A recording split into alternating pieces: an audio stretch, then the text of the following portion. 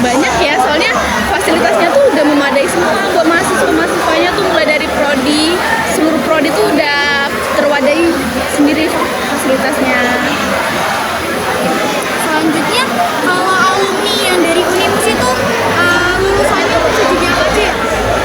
Oh, kalau alumni itu tergantung dari prodi ya. Kalau dari prodi saya sendiri tuh dari sains data itu profil kelulusan ya, atau prospek kerjanya itu ada machine learning engineer, terus digital entrepreneur, data engineer, data analis, sama data scientist. Itu kalau dari sains data. Kalau dari prodi lain itu kalau dari kimia itu ada peluang kerja lulusan tuh ada pendidikan kimia, pengelola laboratorium, sama entrepreneur ini dari pendidikan kimia. Kalau sains data nih punya saya ini tadi yang Terus untuk jurusan yang paling unggul sih apa? kalau masalah jurusan tuh ya semuanya sih unggul, tapi kan karena Unimus ini tuh kayak identitas kesehatan, prodi kesehatan tuh paling banyak diincar gitu. Iya. Soalnya kan Unimus sendiri tuh udah punya rumah sakit tersendiri, rumah sakit umum, ada rumah sakit gigi, itu udah ada rumah sakitnya tersendiri buat kesehatan. Udah itu aja Kak, makasih. Iya, sama-sama. Permisi ya Kak, selamat siang. Kalau boleh tahu, Kakak itu namanya siapa ya? Halo, namaku Arneta Wasita Rizky, bisa dipanggil Neta. Oh iya, Kakak sendiri prodi apa ya Kak? Aku dari Prodi Arsitektur. Fasilitas yang disediakan oleh kampus ini, kalau boleh tahu apa saja? Oke, jadi di kampus SIU ini atau di Unika Sugeng Pranoto itu menyediakan banyak fasilitas ya, mulai dari fasilitas umum seperti adanya sport hall, library cafe, jadi teman-teman bisa tugas di library yang Selasa Cafe. Di situ juga ada klinik juga untuk kesehatan, jadi teman-teman yang lagi sakit bisa periksa dan minta obat secara gratis. Ada juga untuk konseling di psikolog. Terus juga ada fasilitas-fasilitas khusus lain tergantung dengan prodi masing-masing. Oh iya, terima kasih ya Kak. Nah ini pertanyaan selanjutnya, jurusan favorit di universitas ini apa ya Kak?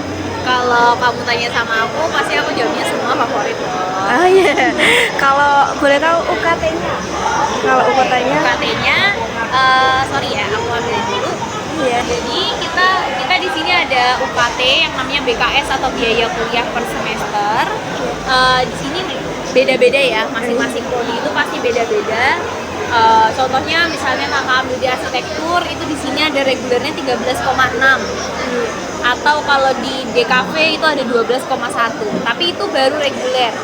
Tapi di sini kita sangat merekomendasikan teman-teman untuk mendaftar lewat jalur beasiswa dengan nilai rapot aja tanpa tes. Teman-teman udah bisa berkesempatan masuk SIU dengan potongan harga BKS. Iya. Terima kasih banyak ya Kak atas luangan waktunya buat kami dari kelompok kelas 109. Terima kasih banyak ya Kak. Ya, jadi saya Bu Ingin, salah satu dosen yang ada di Stikes Purworejo. Ya. Fasilitas yang disediakan oleh sekolah. Ya, jadi untuk proses pembelajaran itu kan ada pembelajaran teori yang dilaksanakan di kelas, kemudian di ruang teater, kemudian ada pembelajaran yang dilakukan laboratorium, ya itu pelaksananya di ruang laboratorium. Kalau yang di keperawatan itu ada mini hospital, jadi laboratorium seperti rumah sakit tetapi mini gitu ya. Kemudian kalau yang farmasi itu ada laboratorium komplit ya, kemudian laboratorium kebidanan juga, dan laboratorium untuk fisioterapi ya. Kemudian fasilitas yang berikutnya adalah setelah mereka mengikuti proses pembelajaran teori di kelas, kemudian klinik, praktek laboratorium di ruang laboratorium, mereka akan praktek ke rumah sakit, ke lapangan, ke masyarakat, yaitu praktek klinik. Iya. Jurusan favorit di universitas Ya, sebenarnya semua program studi yang ada di Stikes Purworejo itu banyak peminatnya. Jadi semuanya itu menjadi favorit masyarakat, terutama anak-anak yang baru lulus SMK sederajat, ataupun yang sebelum lulus mereka sudah banyak yang mendaftar, gitu ya.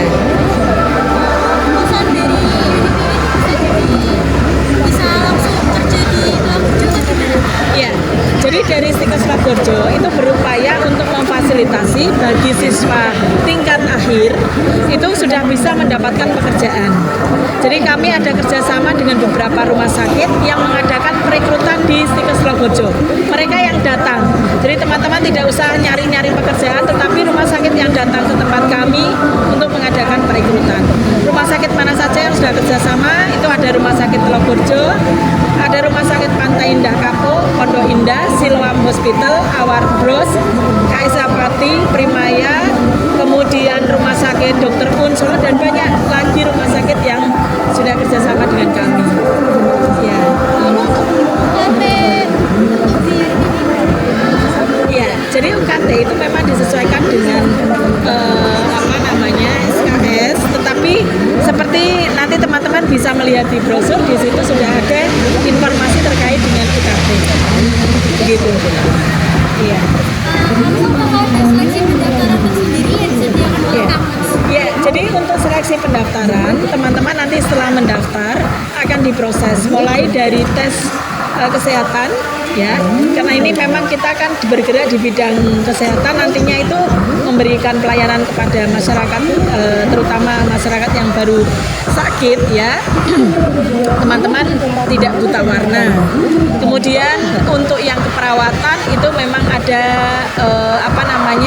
syaratnya terkait dengan tinggi badan. Tetapi teman-teman kan masih kelas 9, 10 ya, masih ada waktu. Kalau misalnya tinggi badannya kurang dari 150, bisa exercise-nya ditingkatkan lagi gitu ya, supaya nanti saat mendekati lulus sudah dapat 150 tinggi badannya gitu. Iya. Iya, sama-sama. Nama saya Vena Valentin dari Fakultas Ilmu Budaya jurusan Sastra Jepang.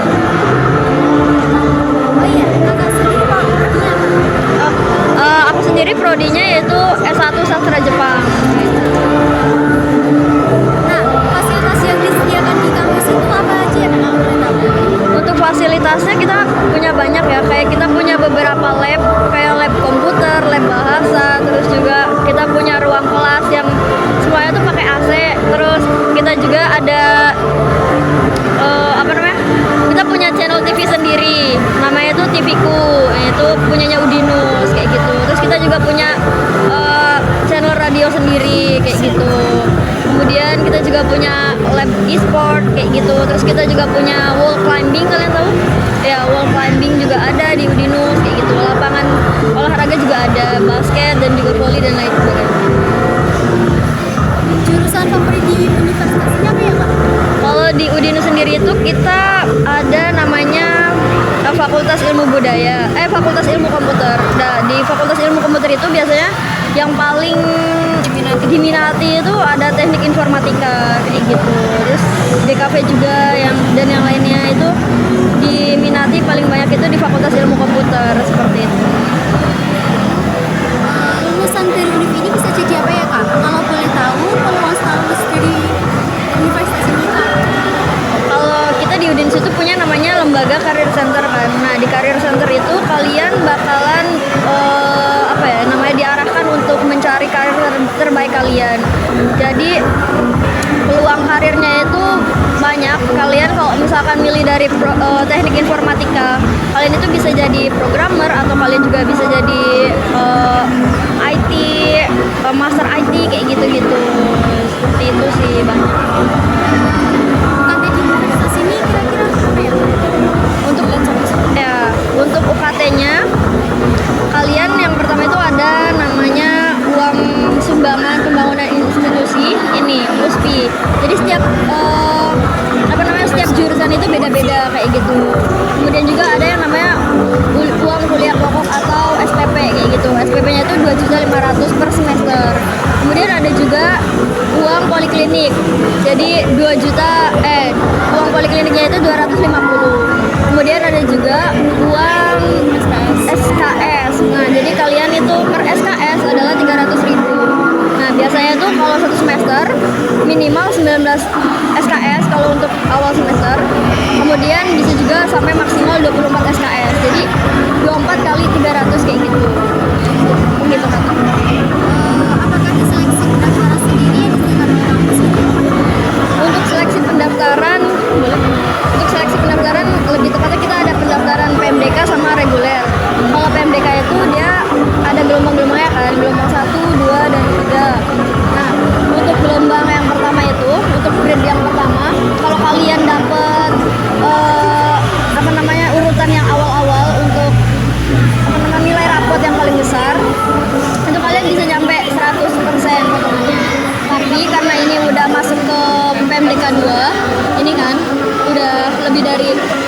September.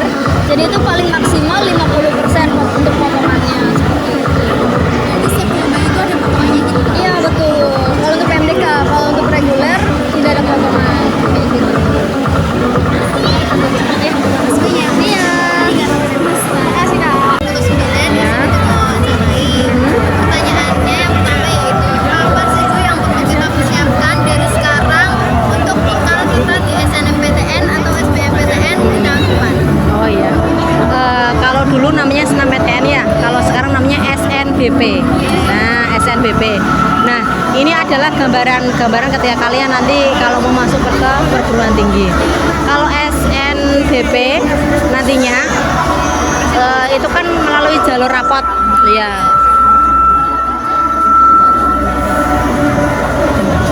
Yang perlu kalian persiapkan yang pertama yaitu kalian tahu dulu bakat kalian, minat kalian di mana. Oh, saya pengennya nanti kuliah di jurusan ini, kemudian universitas mana. Nah, kayak itu juga harus kalian persiapkan dari mulai sekarang. Kemudian yang kedua yaitu apa namanya, tentunya juga keluarga, ya tidak, keluarga.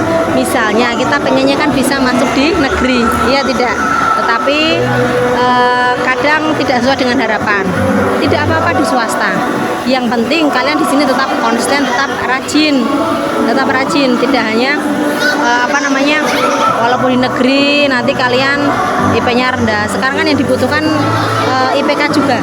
Kalau di swasta, misal kalian nantinya di swasta ya tidak apa-apa. Yang penting kalian rajin kuliah, kayak gitu.